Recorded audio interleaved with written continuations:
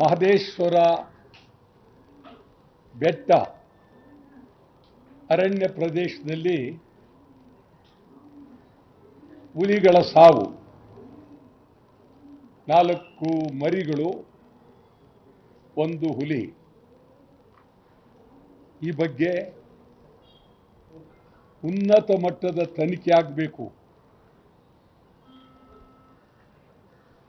ತನಿಖೆ ಬಹಳ ಬೇಗ ಆಗಿ ಮುಗಿಬೇಕು. ಯಾರು ತಪ್ಪಿತಸ್ಥರು ಅವರಿಗೆ ಕೊಲೆ ಶಿಕ್ಷೆ ಆಗಲೇಬೇಕು. ಒಬ್ಬ ಮನುಷ್ಯನನ್ನು ಕೊಲೆ ಮಾಡಿದ್ರೆ ಏನು ಶಿಕ್ಷೆ ಇದೆ, ಅದಕ್ಕಿಂತಲೂ ಉನ್ನತವಾದಂಥ ಶಿಕ್ಷೆಯನ್ನು ಕೊಡಬೇಕಾಗಿದೆ. ಈಗ ನಮ್ಮಲ್ಲಿ ಹುಲಿಗಳ ಸಂಖ್ಯೆ ಕಡಿಮೆ ಆಗ್ತಾ ಇದೆ. ಒಂದು ಹಂತದಲ್ಲಿ ಸುಮಾರು 2011ರ ಆಸುಪಾಸಿನಲ್ಲಿ ನಾವು ಜಾಸ್ತಿ ಹುಲಿಗಳ ಸಂಖ್ಯೆಯನ್ನು ತೋರಿಸ್ತಾ ಇದ್ದು. ಈ ಹುಲಿಗಳು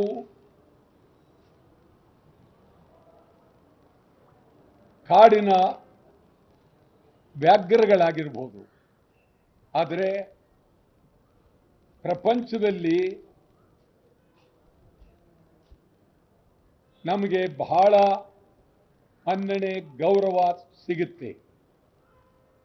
ಕೆಲವು ರಾಜ್ಯಗಳಲ್ಲಿ, ಕೆಲವು ದೇಶಗಳಲ್ಲಿ ಈ ರೀತಿ ಆದರೆ ಸರ್ಕಾರವೇ ರಾಜೀನಾಮೆಗಳು ಕೊಡ್ತಾರೆ.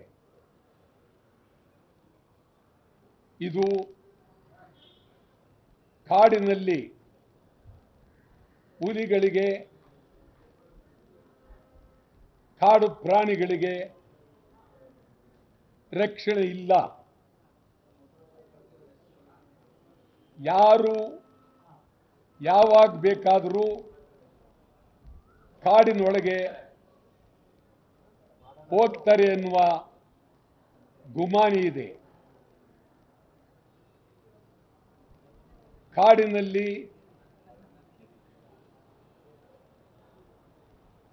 ಬೇರೆ ದರ್ಬಾರೇ ನಡೀತಾ ಇದೆ ಅಂತ ಚಿಂತನೆ ಇದೆ. ಮತ್ತು ಕಾಡಂಚಿನಲ್ಲಿ ದನಕರುಗಳನ್ನು ಮೇಯಿಸ್ತಕ್ಕಂಥದ್ದು, ಇದು ಬಹಳ ಗಂಭೀರವಾಗಿ ನಾವು ಚಿಂತನೆ ಮಾಡಬೇಕಾಗಿದೆ. ನಿನ್ನೆ ಅನುಮಾನ ಬಂದಿರತಕ್ಕಂಥದ್ದು,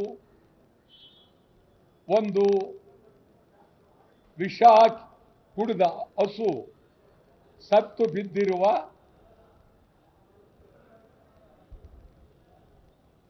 ಇದು ಹುಲಿ ಅದನ್ನು ತಿಂದಿದೆ ಎನ್ನುವ ಸಂಶಯ.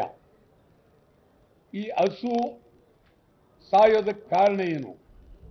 ಹಸುಗೆ ವಿಷ ಹಾಕಿದವರು ಯಾರು?